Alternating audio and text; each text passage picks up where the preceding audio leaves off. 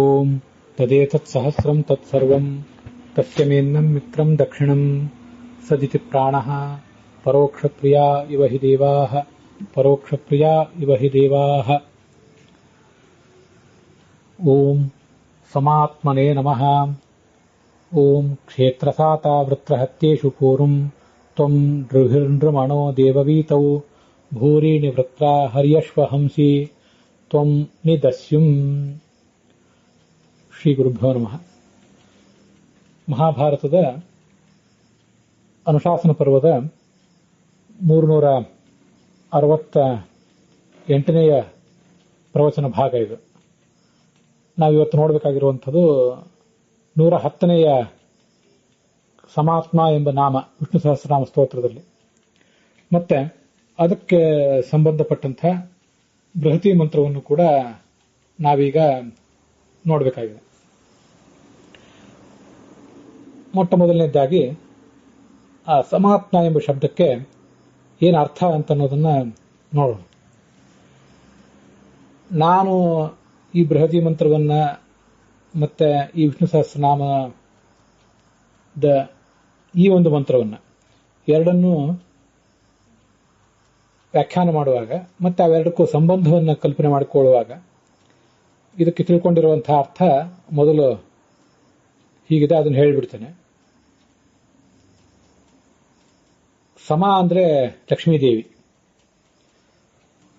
ಆ ಸಮ ಎಂಬ ಲಕ್ಷ್ಮೀದೇವಿಯಲ್ಲಿ ಆತ್ಮ ನೆಟ್ಟಂಥ ಮನಸ್ಸಿರುವಂಥವನು. ಲಕ್ಷ್ಮೀದೇವಿಯಲ್ಲೇ ಯಾವತ್ತು ನೆಟ್ಟಂಥ ಮನಸ್ಸುಳ್ಳವನೇ ಈ ಪರಮಾತ್ಮ.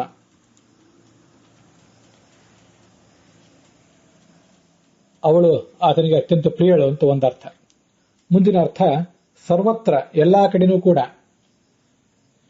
ಆಕಳು, ಆನೆ, ನಾಯಿ, ಪಂಡಿತ, ಒಬ್ಬ ಸಾಮಾನ್ಯ ಮನುಷ್ಯ ಎಲ್ಲರಲ್ಲೂ ಸಮಾನವಾದಂಥ ವ್ಯಕ್ತಿ ಈತ. ಮತ್ತೆ ಎಲ್ಲರಿಗೂ ಕೂಡ ತತ್ವಜ್ಞಾನ ಅನ್ನೋದು, ಮಾ ಅಂದ್ರೆ ತತ್ವಜ್ಞಾನ, ಅದು ಬರುವುದು ಈತನಿಂದಲೇ. ಆದ್ರಿಂದಲೇ ಇವನೇ ಸಮಾತ್ಮ. ಎಲ್ಲ ಕಡೆ ಸಮನೂ ಹೌದು, ಎಲ್ಲರಿಗೂ ಅಂತರ್ಯಾಮಿಯೂ ಹೌದು. ಆತ್ಮ ಅಂದ್ರೆ ಅಂತರ್ಯಾಮಿ, ಸಮ ಅಂದ್ರೆ ಸಮ. ಮಾ ಅಂದ್ರೆ ಲಕ್ಷ್ಮೀದೇವಿ, ಆ ಲಕ್ಷ್ಮೀದೇವಿಯಿಂದ ಸಹಿತನಾದಂಥ ಆತ್ಮ ಇವನು ಸಮಾತ್ಮ ಅಂದ್ರೆ. ಮಾ ಅಂದ್ರೆ ಜ್ಞಾನ, ಯಥಾರ್ಥ ಜ್ಞಾನ. ಆ ಯಥಾರ್ಥ ಜ್ಞಾನದಿಂದ ಕೂಡಿದವನಿವನು, ಸರ್ವಜ್ಞ.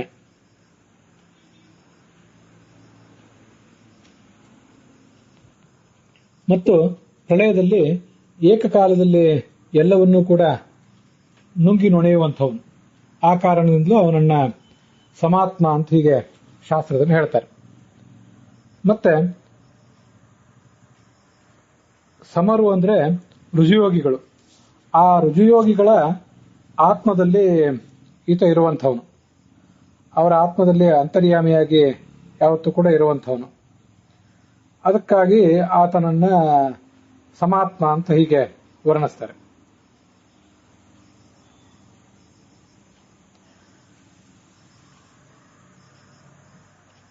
ಮತ್ತೆ ಸಮ್ ಅಂದ್ರೆ ಸರ್ವೋತ್ತಮವಾದದ್ದು ಅಂತ ಅರ್ಥ. ಆತ್ಮ ಅಂದ್ರೆ ಸ್ವರೂಪ ಅಂತ ಅರ್ಥ. ಸರ್ವೋತ್ತಮವಾದಂಥ ಸ್ವರೂಪ ಇರುವವನು ಅಂತ ಇನ್ನೊಂದು ಅರ್ಥವನ್ನು ಕೂಡ ಈ ಶಬ್ದಕ್ಕೆ ನಾವು ಹೇಳಬಹುದಾಗಿದೆ. ಹೀಗೆ ಈ ಭಗವಂತ ಸಮಾತ್ಮ ಈ ಎಲ್ಲ ಕಾರಣಗಳಿಂದ. ಈಗ ಈ ಒಂದು ಬೃಹತಿ ಮಂತ್ರಕ್ಕೆ ಸಾಯಣಾಚಾರ್ಯರು, ರಘುನಾಥ ತೀರ್ಥರು, ಹಾಗೆ ಭಗವಂತಾಚಾರ್ಯರು ಮೊದಲಾದವರು ಏನು ಅರ್ಥಗಳನ್ನು ಹೇಳ್ತಾರೆ ಅಂತ ಅನ್ನೋದನ್ನ ನೋಡೋಣ. ಮೂಲ ಋಗ್ವೇದದಲ್ಲಿ ಇರುವಂತಹ ಮಂತ್ರ ತ್ವಂ ಧೃಷ್ಣೋ ಧೃಷತಾ ವೀತಹವ್ಯಂ ಪ್ರಾವೋ ವಿಶ್ವಾಭಿರೂತಿಭಿ ಸುದಾಸಂ ಪ್ರಪೌರು ಕುತ್ಸಿಂ ತ್ರಸದಸ್ಯುಮಾವಹ ಕ್ಷೇತ್ರಸಾತ ವೃತ್ರಹತ್ಯೇಷು ಪೂರ್ವಂ ಅಂತ ಮೂರನೇ ಮಂತ್ರ.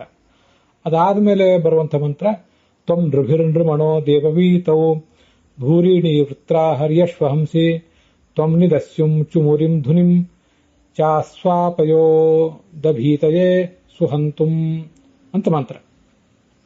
ಇವೆರಡು ಮಂತ್ರಗಳು ಮೂಲತಃ ಋಗ್ವೇದದಲ್ಲಿ ಏನಿವೆ ಅಲ್ಲಿ ಆ ಹಿಂದಿನ ಮಂತ್ರದ ಕ್ಷೇತ್ರ ಸಾತ ವೃತ್ರಹತ್ಯೇಷು ಪೂರ್ವಂ ಆ ಒಂದಿಷ್ಟು ಭಾಗವನ್ನ, ಮತ್ತೆ ಮುಂದಿನ ಮಂತ್ರದಲ್ಲಿ ತ್ವಂ ನೃಭಿರ್ನೃಮಣೋ ದೇವವೀತೋ ಭೂರೀಣಿ ವೃತ್ರ ಹರ್ಯಶ್ವಹಂಸಿ ತ್ವಂ ನಿದಸ್ಯುಂ ಈ ಇಷ್ಟು ಭಾಗವನ್ನ ತೆಗೆದುಕೊಂಡು ಈ 110ನೇ ಬೃಹತಿ ಮಂತ್ರವನ್ನ ಪೋಣಿಸಿದ್ದಾರೆ. ಮುಂದೆ ಚುಮುರಿಂ ಧುನಿಂ ಚಾಸ್ವಾಪಯಂತೋ ಇತ್ಯಾದಿ ಏನಿವೆ ಅದನ್ನೆಲ್ಲ ಇಲ್ಲಿ ತಗೊಂಡಿಲ್ಲ. ಅದು ಮುಂದಿನ ಸಂಹಿತ ಅನ್ನುವ ಶಬ್ದಕ್ಕೆ ಸಂಬಂಧಪಡುತ್ತದೆ. ಭಗವಂತಾಚಾರ್ಯರ ದೃಷ್ಟಿಯಲ್ಲಿ ಸಮಾತ್ಮ ಎಂಬ ಶಬ್ದಕ್ಕೆ ಸಂಬದ್ಧವಾಗಿರುವಂತಹ ಬೃಹತಿ ಮಂತ್ರ ಬೇರೆನೇ ಇದೆ. ಜಹಸ್ತತಾನಿ ನವಯತ್ಪುರೋ ನವತಿಂ ಚ ಸದ್ಯಃ ನಿವೇಶನೆ ಶತತಮ ವಿವೇಶೀರಹನ್ ಚ ವೃತ್ರಂ ನ ಮುಚಿಮು ಅಂತ ಮಂತ್ರ ಇದೆ. ಆ ಮಂತ್ರದ ಅರ್ಥವನ್ನು ನಾವು ಮುಂದೆ ನೋಡೋಣ. ಈಗ ರಘುನಾಥ ತೀರ್ಥರು ಪೋಣಿಸಿದಂತಹ ಬೃಹತಿ ಮಂತ್ರ ಕ್ಷೇತ್ರ ಸಾತ ವೃತ್ರಹತ್ಯೇಶು ಅಂತ ಪ್ರಾರಂಭ ಆಗಿ ತ್ವಂ ನಿದಸ್ಯುಂ ಅಂತ ಕೊನೆಗಾಣ್ತದೆ. ಮೂಲತಃ ಎರಡು ಋಗ್ವೇದದ ಮಂತ್ರಗಳೇನಿವೆ ಅವುಗಳಲ್ಲಿ ಕೆಲವು ಭಾಗಗಳನ್ನ ಹಿಂದಿನ ಮಂತ್ರದ ಒಂದು ಪಾದ, ಮುಂದಿನ ಮಂತ್ರಗಳ 60% ಒಂದು ಭಾಗ, ಅವೆರಡನ್ನು ಪೋಣಿಸಿ ಮಾಡಿರುವಂತಹ ಬೃಹತಿ ಮಂತ್ರ ಇದು. 110ನೇ ಬೃಹತಿ ಮಂತ್ರ. ಅದನ್ನ ನಾವೀಗ ಅರ್ಥ ಸಮೇತವಾಗಿ ನೋಡಬೇಕಾಗಿದೆ. ಕ್ಷೇತ್ರ ಸಾತ ಅಂತ ಹಿಂದಿನ ಮಂತ್ರದಲ್ಲಿದೆ ಅಂತ ಹೇಳಿ, ಕ್ಷೇತ್ರ ಸಾತ ವೃತ್ರಹತ್ಯೇಷು ಪೂರ್ವಂ. ಕ್ಷೇತ್ರ ಅಂದ್ರೆ ಈ ಭೂಮಿ, ಆ ಭೂಮಿಯ ಒಂದು ಪ್ರಾಪ್ತಿ, ಆ ನಿಮಿತ್ತಕ್ಕಾಗಿ ಪೌರುಕುತ್ಸಂ ಪುರುಕುತ್ಸನ ಮಗನನ್ನ ನೀನು ಸ್ವೀಕಾರ ಮಾಡಬೇಕು. ವೃತ್ರಹತ್ಯೇಷು ಪೂರ್ವಂ, ಪುರುಕುತ್ಸನ ಮಗನಾದ ಪೂರು ಎಂಬುವನನ್ನು ನೀನು ರಕ್ಷಿಸಿದೆ. ಪೂರು ಅಂದ್ರೆ ಪುರುಕುತ್ಸನ ಮಗನಾದ ಪೂರು. ತ್ರಸದಸ್ಯುಂ ಪೂರ್ವಂ ಚ, ತ್ರಸದಸ್ಯು ಮತ್ತು ಪೂರು ಅಂತ ಇಬ್ಬರಿದ್ದಾರೆ. ಅವರಿಬ್ಬರು ಈ ಪುರುಕುತ್ಸನ ಮಕ್ಕಳು. ಅವನನ್ನು ನೀನು ರಕ್ಷಿಸಿದೆ ಅಂತ ಅದರ ಅರ್ಥ ಸಾಯಣಾಚಾರ್ಯ ಹೇಳಿದ್ದಾರೆ. ತ್ವಂ ನೃಭಿರ್ನೃಮಣ ಅನ್ನೋದಕ್ಕೆ ಏನು ಅರ್ಥ ಹೇಳಿದ್ದಾರೆ ಅವರು ಆ ಮಂತ್ರದ ಭಾಗಕ್ಕೆ? ನೃಮಣ ಅಂದ್ರೆ ಈ ಯಜ್ಞದಲ್ಲಿ ಪಾಲ್ಗೊಳ್ಳುವಂತಹ ಸ್ತೋತ್ರಗಳೇನಿದ್ದಾರೆ, ಋತ್ವಿಕಗಳು, ಅದರಲ್ಲೂ ಹೋತ್ರಗಳು, ಅಧ್ವರ್ಯುಗಳು ಮತ್ತೆ ಉದ್ಗಾತ್ರಗಳು, ಬ್ರಹ್ಮ ಅಂತ 4 ಬ್ರಹ್ಮರು ಅಂತ 4 ಜನ ಪುರೋಹಿತರು ಇರ್ತಾರಲ್ಲಿ. ಅವರಿಗೆ 3 ಜನ ಸಹಾಯಕರಿರ್ತಾರೆ. ಅಂಥ ಸ್ತೋತ್ರಗಳಿಂದ, ನೃಭಿಹಿ ಸ್ತೋತೃ ವ್ಯಕ್ತಿಗಳಿಂದ ಮನನೀಯ, ನೀನೇ ಧ್ಯಾನಕ್ಕೆ ವಿಷಯನಾಗಿದ್ದೆ. ಅಥವಾ ಸಾಯಣಾಚಾರ್ಯ ಹೇಳುವಂತೆ ನೃಷು ಸಾಧಕರಲ್ಲಿ ಇವನ ಪ್ರೀತಿ ಮನಸ್ಸಿದೆ, ಅದಕ್ಕಾಗಿ ಇವನು ನೃಮಣ. ಮತ್ತೆ ದೇವವೀತವು, ದೇವವೀತಿ ಅಂದ್ರೆ ಯಜ್ಞ ನಡೆದಾಗ ಅಥವಾ ಯುದ್ಧ ನಡೆದಾಗ ಆದರೂ ಕೂಡ. ಈ ನೃಭಿಹಿ ಮರುದ್ಭಿಹಿ ಸಹ, ಮರುತ್ ದೇವತೆಗಳ ಜೊತೆಗೆ 49 ಜನ ಮರುತ್ತುಗಳ ಜೊತೆಗೆ ಭೂರಿಣಿ, ಭೂರಿ ಅಂದ್ರೆ ಬಹು, ವೃತ್ರ ಅಂದ್ರೆ ವೃತ್ರಗಳು ಅಂದ್ರೆ ಶತ್ರುಗಳು ಅಂತ ಅರ್ಥ. ಆ ಶತ್ರುಗಳನ್ನು ನೀನು ಕೊಲ್ಲತೆ. ಹರಿಯಶ್ವ ಅಂದ್ರೆ ಹಸಿರು ಬಣ್ಣದ ಕುದುರೆಗಳನ್ನು ಏರಿ ಹೋಗುವ ಇಂದ್ರನೇ ಅಂತ ಅದಕ್ಕೆ ಅರ್ಥ. ಇದಿಷ್ಟು ಸಾಯಣಾಚಾರ್ಯರು ಆ 3ನೇ ಮತ್ತು 4ನೇ ಮಂತ್ರಕ್ಕೆ ಹೇಳಿರುವಂತಹ ಒಂದರ್ಥ. ಅದೇ ಅರ್ಥವನ್ನೇ ಬಹುತೇಕ ಹೋಲುವಂತಹ ಅರ್ಥವನ್ನ ರಘುನಾಥ ಸ್ವಾಮಿಗಳು ಕೂಡ ವರ್ಣನೆ ಮಾಡಿದ್ದಾರೆ. ಅವರ ಅರ್ಥ ಏನಿದೆ? ಹೇ ಹರಿಯಶ್ವ, ಹರಿದ್ವರ್ಣೋಪೇತವಾದಂತಹ ಕುದುರೆ ಉಳ್ಳವನೇ, ಹಸಿರು ಬಣ್ಣದ ಕುದುರೆ ಉಳ್ಳವನೇ ಇಂದ್ರ. ಕ್ಷೇತ್ರ ಸಾತ, ಕ್ಷೇತ್ರ ಅಂದ್ರೆ ಭೂಮಿ, ಭೂಮಿಯ ಸಾತ ಅಂದ್ರೆ ಲಾಭ. ಸಾತ ಅನ್ನೋ ಶಬ್ದಕ್ಕೆ ಭಜನ ಅಂತ ಅರ್ಥವನ್ನ ಸಾಯಣಾಚಾರ್ಯ ಹೇಳಿದ್ದಾರೆ. ಭಜನ ಅಂದ್ರೂ ಹೊಂದುವುದು ಅಂತ ಅರ್ಥ. ಸಾತ ಅಂದ್ರೆ ಲಾಭ. ಭುವಃ ಪಾಲನಾರ್ಥಂ, ಭೂಮಿಯ ಪಾಲನೆಗಾಗಿ, ಭೂಮಿಯ ರಕ್ಷಣೆಗಾಗಿ ಅಂತ ತಾತ್ಪರ್ಯವನ್ನು ತಿಳ್ಕೊಳ್ಬಹುದು ನಾವೆಲ್ಲರೂ. ವೃತ್ರಹತ್ಯೇಶು, ವೃತ್ರಹತ್ಯ ಅಂದ್ರೆ ಎಲ್ಲಿ ವೃತ್ರ ಅಂದ್ರೆ ಶತ್ರುಗಳು ಸಾಯ್ತಾರೋ ಅದು ವೃತ್ರಹತ್ಯೆ. ಹಾಗಾಗಿ ವೃತ್ರಹತ್ಯೆ ಅಂದ್ರೆ ಯುದ್ಧಕ್ಕೆ ಒಂದು ಹೆಸರು. ವೃತ್ರಹತ್ಯೇಶು ಯುದ್ಧಗಳಲ್ಲಿ ಪೂರು ಎಂಬ ರಾಜನನ್ನ ನೀನು ಜೈನಂ ಕೃತ್ವ ಪ್ರಾವಹ, ಪೂರು ಎಂಬ ರಾಜನನ್ನ ನೀನು ರಕ್ಷಿಸಿದೆ, ಅವನಿಗೆ ಜಯವನ್ನು ಕೊಟ್ಟು ರಕ್ಷಿಸಿದೆ. ಪ್ರಾವಹ ಅಂತ ಹಿಂದಿನ ಮಂತ್ರದಿಂದ ತೋಳಬೇಕು. ರಘುನಾಥ ತೀರ್ಥರ ವ್ಯಾಖ್ಯಾನದಲ್ಲಿ ಹಿಂದಿನ ಮಂತ್ರದ ಅತ್ಯಾಹಾರ ಮಾಡಿಕೊಂಡು ಪೂರ್ವವನ್ನು ನೀನು ರಕ್ಷಿಸಿದೆ. ಅದಲ್ಲದೆ ದೇವವೀತವು, ದೇವವೀತಿ ಅಂದ್ರೆ ದೇವಾಹ ವಿಜಯಾಯ ಯಾಂತಿ ಅತ್ರ.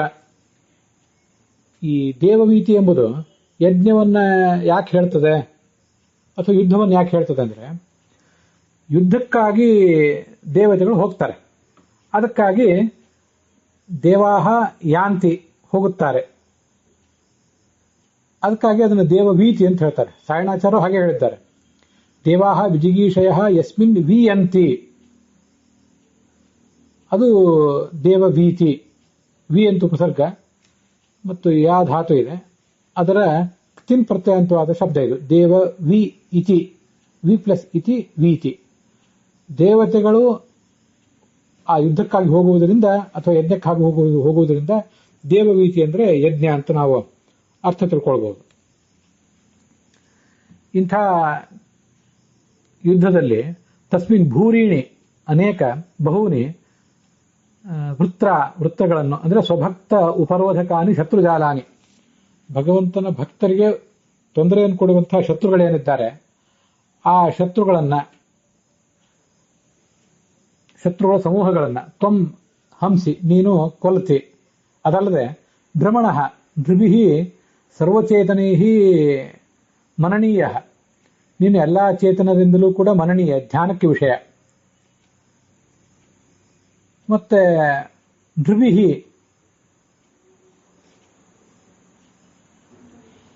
ಭ್ರಮಣ ಎಂಬ ಶಬ್ದಕ್ಕೆ ಸರ್ವಚೇತನೈ ಮನನೀಯ, ಎಲ್ಲ ಚೇತನದಿಂದಲೂ ಕೂಡ ನೀನು ಮನನೀಯ.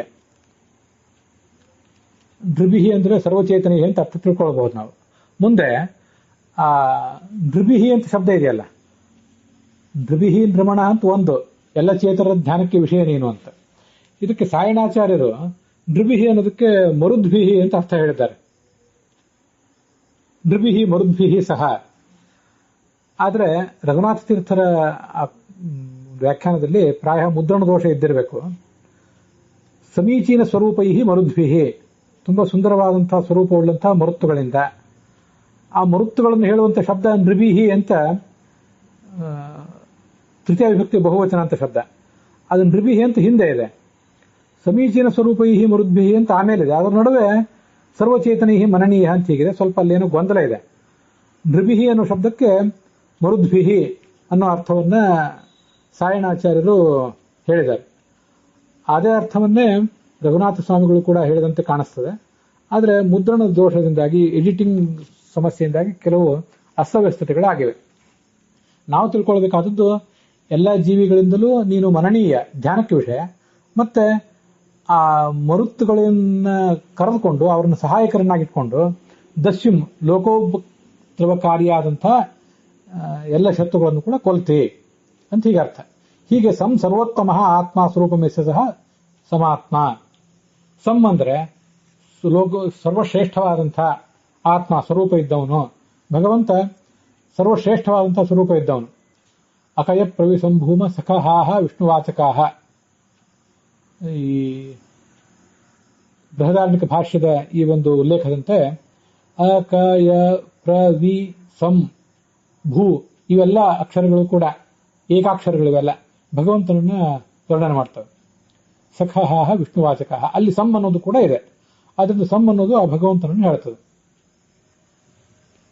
ಹೀಗೆ ಸರ್ವೋತ್ತಮವಾದಂತಹ ಮೂರ್ತಿ ಇದ್ದವನು ಅನ್ನೋ ಅರ್ಥವನ್ನ ರಘುನಾಥ ಸ್ವಾಮಿಗಳು ಕೂಡ ಹೇಳಿದ್ದಾರೆ. ಇನ್ನು ಈ ಮಂತ್ರಕ್ಕೆ ನಾನೇನು ಅನ್ವಯಾರ್ಥ ಇತ್ಯಾದಿಗಳನ್ನು ಮಾಡ್ಕೊಂಡಿದ್ದೇನೆ ಅನ್ನೋದನ್ನ ಈಗ ಹೇಳ್ತೇನೆ. ಮೊದಲು ಅನ್ವಯಾರ್ಥ. ಹೇ ಹರಿಯಶ್ವ, ಹಸಿರು ಬಣ್ಣದ ಕುದುರೆ ಉಳ್ಳವನೇ ಅಂತ ಅರ್ಥ ಅಲ್ಲ.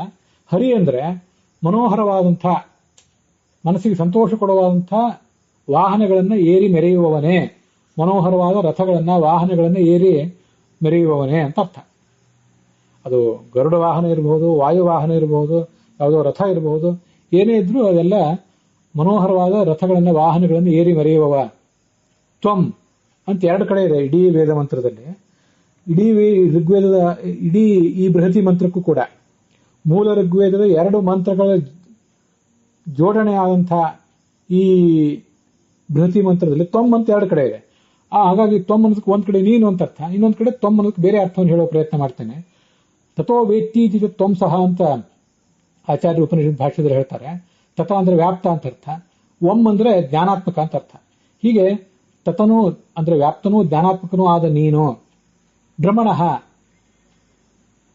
ಬ್ರಹ್ಮಣ ಅಂದ್ರೆ ನೃಭಿಹಿ ಬ್ರಹ್ಮಾದಿಭಿ ಮನನೀಯ, ಚತುರ್ಮುಖ ಬ್ರಹ್ಮಾದಿ ದೇವತೆಗಳಿಂದಲೂ ನೀನು ಧ್ಯಾನಕ್ಕೆ ವಿಷಯನಾಗಿದ್ದಿ, ಅವರ ಧ್ಯಾನಕ್ಕೆ ವಿಷಯನಾಗಿದ್ದಿ ಅಂತ. ತ್ವಂ ಅಂದ್ರೆ ನೀನು ಅಂತ ಅರ್ಥ. 2ನೇ ಬಾರಿ ತ್ವಂ ಅಂತ ಬಂದ್ರೆ ಅದಕ್ಕೆ ನೀನು ಅಂತ ಅರ್ಥ. ಮುಂದಿನ ಶಬ್ದ ಕ್ಷೇತ್ರಸಾತ ಅಂತ. ಕ್ಷೇತ್ರಸಾತ ಅಂತಿದೆ, ಅದು ಕ್ಷೇತ್ರಸಾತವು ಅಂತ ಸಪ್ತಮಿ ವಿಭಕ್ತಿ ಮೂಲತಃ. ಕ್ಷೇತ್ರದ ಸಾತಿಗಾಗಿ.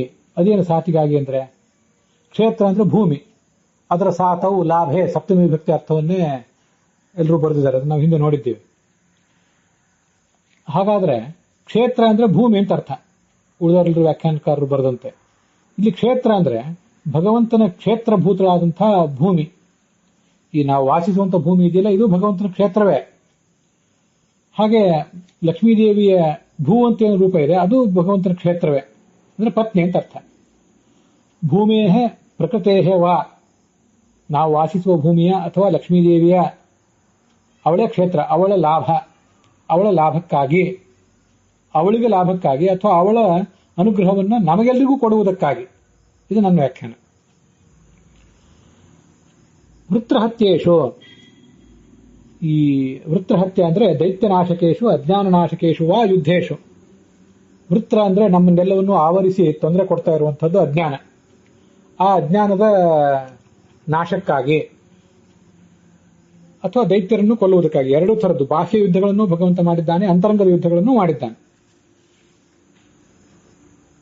ಹೀಗೆ 2 ಥರದ ಯುದ್ಧಗಳು. ಆ ಯುದ್ಧಗಳಲ್ಲಿ ದೇವವೀತೆಯೇ ಮೋಕ್ಷರೂಪ ದೇವ ಪದವಿ ಪ್ರಾಪ್ತ್ಯರ್ಥಂ, ಭಕ್ತರಿಗೆ ಬ್ರಹ್ಮಾದಿಗಳಿಗೆ ಎಲ್ಲ ಸಾತ್ವಿಕರಿಗೂ ಕೂಡ ದೇವನಾದ ತನ್ನ ಸ್ಥಾನವನ್ನು ಕೊಡಬೇಕಾಗಿದೆ ಭಗವಂತ. ಹಾಗೆ ಕೊಡಬೇಕಾದ್ರೆ ಅದು ಮೋಕ್ಷವೆಂಬುದೇ ಆ ಭಗವಂತನ ಸ್ಥಾನ ಅಂದ್ರೆ ಮೋಕ್ಷ, ಆ ಮೋಕ್ಷವೆಂಬ ಸ್ಥಾನವನ್ನು ಕೊಡಬೇಕಾಗಿದೆ. ಅದಕ್ಕಾಗಿ ನೃಭಿಹಿ ಸ್ವಭೃತ್ಯೈಹಿ ವಾಯುವಾದಿಭಿಹಿ, ವಾಯು ಮತ್ತೆ ಇಂದ್ರ ಇತ್ಯಾದಿ ದೇವತೆಗಳನ್ನ ತನ್ನ ಭೃತ್ಯರನ್ನಾಗಿ ತನ್ನ ಅಂಗಗಳನ್ನಾಗಿ ಮಾಡಿಕೊಂಡು, ಪೂರುಂ ಬಲವಂತಂ ದಸ್ಯುಂ, ಪೂರ್ವ ಅಂದ್ರೆ ಬಲಿಷ್ಠ, ದಸ್ಯು ಅಂದ್ರೆ ಶತ್ರು, ಆ ಶತ್ರುವನ್ನ ಕೊಲ್ತಾನೆ. ಮತ್ತು ಭೂರೀಣಿ ಅನೇಕಾನೇಕ ವೃತ್ರ ಅಂದ್ರೆ ವೃತ್ರಾಣಿ ಅಂತ ಅರ್ಥ. ಲೌಕಿಕ ಸಂಸ್ಕೃತದಲ್ಲಿ ವೃತ್ರಾಣಿ, ವೈದಿಕ ಸಂಸ್ಕೃತದಲ್ಲಿ ವೃತ್ರ. ಅವರನ್ನ ಅಂದ್ರೆ ರಾಕ್ಷಸರ ಸಮೂಹಗಳನ್ನ ಮತ್ತು ಅಜ್ಞಾನಗಳ ಸಮೂಹಗಳನ್ನ, ಅಜ್ಞಾನ ವಿಪರೀತ ಜ್ಞಾನ ಸಂಶಯ ಮೊದಲಾದವುಗಳ ಸಮೂಹಗಳನ್ನ ನಿಹಂಸಿ ಸಂಹರಸಿ, ನೀನು ಸಂಹರಿಸ್ತಿ ಅಂತ ಅರ್ಥ. ಇದಿಷ್ಟು ಅದರ ಅನ್ವಯಾರ್ಥ. ಅಲ್ಲಿ ಈ ದೇವವೀತೆಯೇ ಇತ್ಯಾದಿ ಎಲ್ಲ ಶಬ್ದಗಳಿಗೆ ಭಗವಂತಾಚಾರ್ಯರು ಮೊದಲಾದವರು ಏನು ಅರ್ಥ ಹೇಳಿದ್ದಾರೆ, ವೃತ್ರಹತ್ಯೇಶು ಇತ್ಯಾದಿ ಶಬ್ದಗಳಿಗೆ ಅದೇ ಅರ್ಥವನ್ನೇ ನಾನು ಕೂಡ ಇಟ್ಕೊಂಡಿದ್ದೀನಿ. ಇಡೀ ಮಂತ್ರಕ್ಕೆ ಏಕಾನ್ವಯ ಮಾಡುವ ಪ್ರಯತ್ನ ಮಾಡಿದ್ದೀನಿ. ಅದು 2 ಅನ್ವಯ ಆಗೋದು ಬೇಡ. ಮೂಲ ಋಗ್ವೇದದ 2 ಮಂತ್ರಗಳ ಒಂದು ಸಂಪಾದನೆಯ ಮೂಲಕ ನಮಗೆ ಈ ಬೃಹತಿ ಮಂತ್ರ ಸಿದ್ಧ ಆಗಿದೆ. ಹಾಗಾಗಿ ಇಡೀ ಮಂತ್ರಕ್ಕೆ ಒಂದೇ ಅರ್ಥವನ್ನು, ಅನ್ವಯ ಅರ್ಥವನ್ನು ಹೇಳಬೇಕು, ಒಂದೇ ಭಾವಾರ್ಥವನ್ನು ಹೇಳಬೇಕು ಅಂತ ನನ್ನ ಪ್ರಯತ್ನ. ಅದಕ್ಕಾಗಿ ತ್ವಂ ಅನ್ನೋದ್ರಲ್ಲಿ ಒಂದು ಕಡೆ ಜ್ಞಾನಸ್ವರೂಪನೂ ವ್ಯಾಪ್ತನೂ ಆದವನು ಅಂತ ಅರ್ಥ, ಇನ್ನೊಂದು ಕಡೆ ತ್ವಂ ಅಂದ್ರೆ ನೀನು ಅಂತ ಅರ್ಥ. ಅದನ್ನ ಹಿಂದೆನೂ ಅನೇಕ ಬಾರಿ ಹೇಳಿದ್ದೆ, ಹಾಗೆ ಇಲ್ಲೂ ಕೂಡ ಮಾಡಿದ್ದೇನೆ. ಮತ್ತೆ ಇಲ್ಲಿ ಕ್ಷೇತ್ರಸಾತ ಅನ್ನೋ ಒಂದು ಶಬ್ದಕ್ಕೆ ಮಾತ್ರ ಆ ಭೂಮಿಯ ಪ್ರಾಪ್ತಿ ಅಂತ ಅವ್ರೇನು ಅರ್ಥ ಬರೆದಿದ್ದಾರಲ್ಲ, ಆ ಭೂಮಿಯ ಪ್ರಾಪ್ತಿ, ಭೂಮಿಯ ಪಾಲನ ಅಂತ ಹೀಗೆಲ್ಲ ಅರ್ಥವನ್ನ ಎಲ್ಲರೂ ಬರೆದಿದ್ದಾರೆ. ಭಗವಂತಾಚಾರ್ಯರು ಕೂಡ ಭುವಃ ಪಾಲನಾರ್ಥಂ ಅಂತ ಅರ್ಥವನ್ನೇ ತೋರಿಸ್ತಾರೆ. ನಾವು ಅದನ್ನ ಹಿಂದೆ ನೋಡಿದ್ದೇವೆ. ಕ್ಷೇತ್ರಸ್ಯ ಭೂಮಿ ಸಾತೋ ಲಾಭೆ ರಾಜ್ಯ ಪ್ರಾಪ್ತ್ಯರ್ಥಂ, ರಾಜ್ಯದ ಪ್ರಾಪ್ತಿಗಾಗಿ, ತನ್ನ ಭಕ್ತರಿಗೆ ರಾಜ್ಯವನ್ನು ಕೊಡ್ಲಿಕ್ಕಾಗಿ ಅಂತ ಅರ್ಥವನ್ನು ಬರೆದಿದ್ದಾರೆ. ಭೂಮಿಯ ಪಾಲನೆಗಾಗಿ, ಭೂಮಿಯ ರಕ್ಷಣೆಗಾಗಿ ಅಂತ ಅರ್ಥವನ್ನ ರಘುನಾಥ ಸ್ವಾಮಿಗಳು ಬರೆದಿದ್ದಾರೆ. ಇಲ್ಲಿ ಕ್ಷೇತ್ರ ಅಂದ್ರೆ ಯಾವುದೋ ಬೇರೆ ಯಾರಿಗೋ ರಾಜ್ಯವನ್ನು ಕೊಡುವುದು ಇತ್ಯಾದಿ ಯಾವುದೋ ಅಲ್ಲ. ಕ್ಷೇತ್ರ ಅಂದ್ರೆ ಭಗವಂತನ ಕ್ಷೇತ್ರಗಳಾದಂತಹ ಲಕ್ಷ್ಮೀದೇವಿ. ಅದನ್ನ ಈ ಗೀತಾ ತಾತ್ಪರ್ಯದಲ್ಲಿ ವಿಷ್ಣು ಅತ್ರ ಕ್ಷೇತೆ ಅಂತ ಆಚಾರ್ಯರ ಗೀತಾ ತಾತ್ಪರ್ಯದ ಒಂದು ವಾಕ್ಯವನ್ನೇ ನಾನು ಅಲ್ಲಿ ಕೋಟ್ ಮಾಡಿದ್ದೇನೆ. ಕ್ಷೇತ್ರ ಅಂತ ಲಕ್ಷ್ಮೀದೇವಿ ಯಾಕೆ ಹೇಳ್ತಾರೆ ಅಂದ್ರೆ ಕ್ಷಿ ನಿವಾಸ ಗತ್ಯೋ ಅಂತ ಧಾತು. ಹಾಗಾಗಿ ಕ್ಷೇತಿ ಅಂದ್ರೆ ವಾಸ ಮಾಡುತ್ತಾನೆ. ಯಾರು ವಾಸ ಮಾಡುತ್ತಾನೆ? ಪರಮಾತ್ಮ ವಾಸ ಮಾಡ್ತಾನೆ. ಎಲ್ಲಿ? ಲಕ್ಷ್ಮೀದೇವಿಯಲ್ಲಿ ವಾಸ ಮಾಡ್ತಾನೆ. ಲಕ್ಷ್ಮೀದೇವಿಯಲ್ಲಿ ಗೃಹಸ್ಥರಿಗೆ ಗೃಹಸ್ಥ ಅಂತ ಯಾಕೆ ಕರೀತಾರೆ ಅಂದ್ರೆ ಗೃಹದಲ್ಲಿ ಇರುವವರು, ಮನೆಯಲ್ಲಿ ಇರುವವರು. ಮನೆಯಲ್ಲಿ ಇದ್ದ ಮಕ್ಕಳಿಗೆಲ್ಲ ಗೃಹಸ್ಥರು ಅಂತ ಅನ್ನೋದಿಲ್ಲ. ಮನೆಯಲ್ಲಿರುವಂತಹ ಮನೆಯ ಯಜಮಾನನಿಗೆ ಮನೆಯ ಬೆಳಕು ಅಂತ ಕರ್ಸ್ಕೊಂಡಿರುವಂತಹ ಗೃಹಲಕ್ಷ್ಮಿ ಅಂತ ಕರ್ಸ್ಕೊಂಡಿರುವಂತಹ ಗೃಹ ಅಂತಾನೆ ಕರ್ಸ್ಕೊಂಡಿರುವಂತಹ ಪತ್ನಿಗೂ ಇವನು ಯಜಮಾನ. ಹಾಗಾಗಿ ಅವಳಲ್ಲಿ ಮುಖ್ಯವಾಗಿ ಮನೆಯಲ್ಲಿ ಮತ್ತು ಮನೆಯೊಡತಿಯಲ್ಲಿ ಮುಖ್ಯವಾಗಿ ಇರುವವನು ಮನೆಯೊಡೆಯ. ಹಾಗಾಗಿ ಇಲ್ಲೂ ಕೂಡ ಕ್ಷೇತ್ರದಲ್ಲಿ ಇರುವವನು ಅಂದ್ರೆ ಪರಮಾತ್ಮ, ಇರುವವನು ಪರಮಾತ್ಮ. ಆದ್ರಿಂದ ಅತ್ರ ಇವಳಲ್ಲಿ ವಿಷ್ಣುವು ಕ್ಷೇತಿ ವಾಸ ಮಾಡುತ್ತಾನೆ. ಅದಕ್ಕಾಗಿ ಕ್ಷೇತ್ರ ಅಂತ ಅವಳನ್ನು ಕರೀತಾರೆ. ಕ್ಷೇತ್ರ ಎಂಬ ಶಬ್ದದಿಂದ ಲಕ್ಷ್ಮೀದೇವಿ ಹೀಗೆ ವಾಚ್ಯ. ವಿಷ್ಣು ಕ್ಷೇತ್ರಭೂತ ಪ್ರಕೃತಿ. ಅತಃ ಕ್ಷೇತ್ರ ಸಾತೆಯ ಪ್ರಕೃತೇ ಲಾಭಾರ್ಥಂ. ಪ್ರಕೃತಿಯ ಲಾಭಕ್ಕಾಗಿ ಇಲ್ಲಿ ಪ್ರಕೃತಿಯ ಲಾಭ ಅಂತಂದ್ರೆ ನಾವೆಲ್ಲರೂ ಕೂಡ ತತ್ವಜ್ಞಾನವನ್ನು ಪಡ್ಕೊಂಡು ಲಕ್ಷ್ಮೀದೇವಿಯ ಅನುಗ್ರಹದಿಂದ ಮುಂದೆ ಆ ಪರಮಾತ್ಮನನ್ನ ಪಡಿಬೇಕು ನಾವು. ನನಗೆ ಉಪನಿಷತ್ ಭಾಷ್ಯದ ಒಂದು ಮಾತು ನೆನಪಾಗ್ತದೆ. ಜ್ಞಾನಾಭಿಮಾನಿ ಗರುಡ ಕರ್ಮಾಭಿಮಾನಿ ಗರುಡ ಬ್ರಹ್ಮ ಜ್ಞಾನಾಭಿಮಾನವಾನ್ ಪೂರ್ವಪ್ರಜ್ಞಾ ಯೋಗ್ಯತಾ ಸ್ಯಾತ್ ರಮಾ ತದಭಿಮಾನಿನಿ ಅಂತ. ಕರ್ಮಗಳಿಗೆ ಗರುಡ ಅಭಿಮಾನಿ, ಬ್ರಹ್ಮ ಜ್ಞಾನಕ್ಕೆ ಅಭಿಮಾನಿನಿ. ನಮ್ಮ ಯೋಗ್ಯತಾ ಇದೆಯಲ್ಲ, ನಮ್ಮ ಸ್ವರೂಪ ಯೋಗ್ಯತಾ, ಅದಕ್ಕೆ ಪೂರ್ವ ಪ್ರಜ್ಞಾ ಅಂತ ಹೇಳ್ತಾರೆ. ಅದಕ್ಕೆ ಲಕ್ಷ್ಮೀದೇವಿಯೇ ಅಭಿಮಾನಿನಿ. ನಾವೀಗ ಲಕ್ಷ್ಮೀದೇವಿಯನ್ನು ನಾವು ಪಡೆಯುವುದು ಅಂದ್ರೆ ಏನರ್ಥ? ನಮ್ಮ ಲಕ್ಷ್ಮೀದೇವಿಯಿಂದ ಅಭಿಮನ್ಯಮಾನವಾದಂತಹ ನಮ್ಮ ಯೋಗ್ಯತೆಯನ್ನು ನಾವು ಆವಿಷ್ಕರಿಸಿಕೊಳ್ಳುವುದು ಅಂತ ಅರ್ಥ. ಆ ಅರ್ಥ ಅಲ್ಲಿದೆ. ಅದಕ್ಕಾಗಿ ಆ ಲಕ್ಷ್ಮೀದೇವಿಯಿಂದ ಅಭಿಮನ್ಯಮಾನವಾದಂತಹ ನಮ್ಮ ಯೋಗ್ಯತೆಯನ್ನು ನಾವು ಆವಿಷ್ಕರಿಸಿಕೊಳ್ಬೇಕಾದ್ರೆ ನಮಗಿರುವಂತಹ ಈ ಅಜ್ಞಾನ, ಮಿಥ್ಯಾಜ್ಞಾನ, ಸಂಶಯ ಇತ್ಯಾದಿ ಎಲ್ಲ ಪರಿಹಾರ ಕಾಣಬೇಕು. ಮತ್ತು ಅವಳ ಅನುಗ್ರಹದಿಂದ ನಮಗೆ ತತ್ವಜ್ಞಾನವೂ ಕೂಡ ಬರಬೇಕು. ಇದು ಪ್ರಕೃತಿಯ ಲಾಭಾರ್ಥಂ. ಇನ್ನೊಂದು, ಈ ಪ್ರಕೃತಿಯಲ್ಲಿ ಮತ್ತು ನಾವು ವಾಸಿಸುವಂತಹ ಭೂಮಿಯಲ್ಲಿ ಅನೇಕ ದುಷ್ಟಶಕ್ತಿಗಳೆಲ್ಲ ಇವೆ. ಈ ದುಷ್ಟಶಕ್ತಿಗಳನ್ನೆಲ್ಲ ದಮನ ಮಾಡಿದ್ರಿಂದ ಭೂಭಾರ ಹರಣ ಆಗ್ತದೆ. ನಾವು ವಾಸಿಸುವಂತಹ ಈ ಭೂಮಿ ಗ್ಲೋಬ್, ಇದಕ್ಕೆ ಅಭಿಮಾನಿಯಾದಂತಹ 18ನೇ ಕಕ್ಷಾದಲ್ಲಿರುವಂತಹ ಭೂಮಿಗೂ ಕೂಡ ಭಾರ ಕಡಿಮೆ ಆಗ್ತದೆ. ಮತ್ತು ಒಟ್ಟಾರೆ ಪ್ರಕೃತಿ ಪರಮಾತ್ಮನ ಪತ್ನಿ ಏನಿದ್ದಾಳಲ್ಲ ಅವಳಲ್ಲಿಯೂ ಕೂಡ ಅವಳಿಂದ ಅಭಿಮನ್ಯಮಾನವಾದಂತಹ ಈ ಜಡ ಪ್ರಕೃತಿಯಲ್ಲಿಯೂ ಕೂಡ, ಚೇತನ ಪ್ರಕೃತಿಯಿಂದ ಅಭಿಮನ್ಯಮಾನವಾದ ಜಡ ಪ್ರಕೃತಿಯಲ್ಲಿಯೂ ಕೂಡ ಅನೇಕ ದುಷ್ಟಶಕ್ತಿಗಳು ತುಂಬಿಕೊಂಡಿವೆ.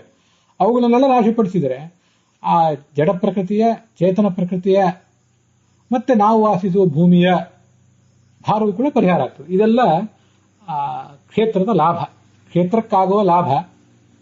ಮತ್ತೆ ಅವಳಿಂದ ಅಭಿಮನ್ಯಮಾನವಾದ ಸ್ವರೂಪ ಯೋಗ್ಯತೆಯನ್ನು ನಾವು ಆವಿಷ್ಕರಿಸಿಕೊಳ್ಳುವುದರಿಂದ ನಮಗಾಗುವ ಲಾಭ, ಇದೇ ಕ್ಷೇತ್ರ ಲಾಭ. ಇದು ನನ್ನ ವ್ಯಾಖ್ಯಾನ. ಈ ವ್ಯಾಖ್ಯಾನ ಉಚಿತವಾಗಿದೆಯೋ ಇಲ್ಲೋ ಅಂತ ನೀವು ಕೇಳಿದವರು ಹೇಳಬೇಕು. ಇದಕ್ಕಾಗಿ ನೀನು ಎಲ್ಲ ಶತ್ರುಗಳನ್ನ ಕೊಲ್ಲುತ್ತಿ ಅಂತ ಬೃಹತಿ ಹೇಳ್ತಾ ಇದೆ. ಸಮಾತ್ಮ ಅಂದ್ರೆ ಲಕ್ಷ್ಮೀದೇವಿ. ಯಾಕೆ ಸಮ ಅಂದ್ರೆ ಲಕ್ಷ್ಮೀದೇವಿ? ಮುಂದೆ ನಾವೀಗ ಸಮಾತ್ಮ ಅಂತ ಶಬ್ದ ನೋಡ್ತಾ ಇದ್ವಿ, ಮುಂದೆ ಸಂಹಿತ, ಅದಾದ್ಮೇಲೆ ಬರುವ ಶಬ್ದವೇ ಪರಮಾತ್ಮನನ್ನು ಹೇಳುವಂತಹ ಸಮ ಶಬ್ದ, 112ನೇ ನಾಮ. ಅವನು ಸಮನಾದಾಗ ಅವಳು ಸಮ. ಅದಲ್ಲದೆ ದೇಶತಃ ಕಾಲತಶ್ಚೈವ ಸಮಾ ಪ್ರಕೃತಿರೀಶ್ವರೇ, ದೇಶತಃ ಕಾಲತಃ ಭಗವಂತನಿಗೆ ಸಮಾನರಾದವಳು. ಆದ್ರಿಂದ ಅವಳನ್ನು ಸಮ ಅಂತ ಹೇಳ್ತಾರೆ. ಆದ್ರಿಂದ ಸಮ ಅಂದ್ರೆ ಲಕ್ಷ್ಮೀದೇವಿ. ಅವಳಲ್ಲಿ ಆತ್ಮ, ಮನಸ್ಸು, ಇಡೀ ಜಗತ್ತಿನಲ್ಲಿ ಲಕ್ಷ್ಮೀದೇವಿಯನ್ನು ಬಿಟ್ಟರೆ ಅತ್ಯಂತ ನಹಿ ಚೇತನಾಚೇತನಾತ್ಮಕ ಜಗತಿ ಲಕ್ಷ್ಮೀದೇವಿಗೆ ಸಮಾನವಾದಂತಹ ಒಂದು ಮಿತ್ರ ಯಾವುದೂ ಇಲ್ಲ ಅಂತ ಐತರೇಯ ಉಪನಿಷತ್ ಭಾಷೆಯಲ್ಲಿ ಆಚಾರ್ಯ ಹೇಳ್ತಾರೆ. ಅದಕ್ಕಾಗಿ ಅವಳಲ್ಲೇ ಇವನ ಮನಸ್ಸು ಯಾವತ್ತೂ ಕೂಡ ನೆಟ್ಟಿದೆ. ನಚ ಬೃಹತಿ ಸಹಸ್ರಮಾನಿನಿ ದೇವೀಂ ವಿನಾ ಚೇತನ ಮಾತ್ರಸ್ಯ ಮುಖ್ಯ ಮಿತ್ರತ್ವಂ ಯುಜ್ಯತೆ ಅಂತ ಆಚಾರ್ಯರ ವಾಕ್ಯ ಐತರೇಯ ಭಾಷ್ಯದಲ್ಲಿ. ಇಡೀ ವಾಂಗ್ಮಯಕ್ಕೆ ಅಭಿಮಾನಿನಿ, ಎಲ್ಲ ವೇದಗಳಿಗೆ ಅಭಿಮಾನಿನಿ, ಬೃಹತಿ ಸಹಸ್ರಕ್ಕೆ ಅಭಿಮಾನಿನಿ.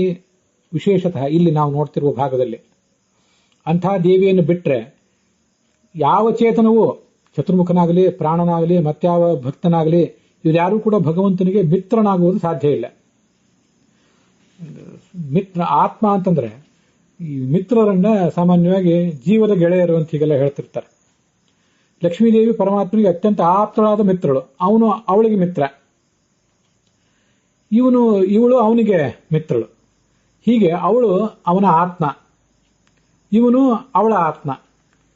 ಲಕ್ಷ್ಮೀದೇವಿ ಸಮಾ ಆತ್ಮ ಯಸ್ಯ ಸಹ ಸಮಾತ್ಮ. ಸಮ ಅಂದ್ರೆ ಸಮಶಬ್ದವಾಚ್ಯರಾದ ಲಕ್ಷ್ಮೀದೇವಿಯು ಯಾರಿಗೆ ಆತ್ಮಳೋ ಅವನು ಸಮಾತ್ಮ. ಸಮಃ ಆತ್ಮ ಯಸ್ಯ ಸಹ ಅಂತ ಬಹುರೀಹಿ ಮಾಡಬಹುದು. ಅಥವಾ ಸಮಾಯಾಹ ಆತ್ಮ, ಸಮಶಬ್ದವಾಚ್ಯರಾದ ಲಕ್ಷ್ಮೀದೇವಿಗೆ ಇವನು ಆತ್ಮ. ಮೊದಲನೇ ಬಹುರೀಹಿ ಮಾಡಿದಾಗ ಲಕ್ಷ್ಮೀದೇವಿಯೇ ಆತ್ಮವಾಗಿ ಉಳ್ಳವನು. ಎರಡನೇ ಬಹುರೀಹಿ ಬಿಟ್ಟು ತತ್ಪುರುಷ ಮಾಡಿದಾಗ ಲಕ್ಷ್ಮೀದೇವಿಗೆ ಇವನೇ ಆತ್ಮನಾದವನು. ಆತ್ಮ ಅಂದ್ರೆ ಅತ್ಯಂತ ಪ್ರೀತಿ ಪಾತ್ರ. ಜ್ಞಾನೀತು ಆತ್ಮಯೋಮೇಮತಂ ಅಂತ ಹೇಳ್ತೀವಿ, ನಾವು ಅದನ್ನು ನೋಡಿದ್ದೀವಿ ಹಿಂದೆ. ಈ ಜ್ಞಾನಿ ಅಂದ್ರೆ ನನಗೆ ಅತ್ಯಂತ ಪ್ರಿಯ. ಜ್ಞಾನಿಯನ್ನ ಅತ್ಯಂತ ನನ್ನ ಆತ್ಮ ಅಂತ ಭಗವಂತ ಹೇಳುವುದು ಉಳಿದೆಲ್ಲ ನಮ್ಮಂಥ ಜ್ಞಾನಿಗಳನ್ನ ಅಲ್ಲ. ಲಕ್ಷ್ಮೀದೇವಿ ಅಂತ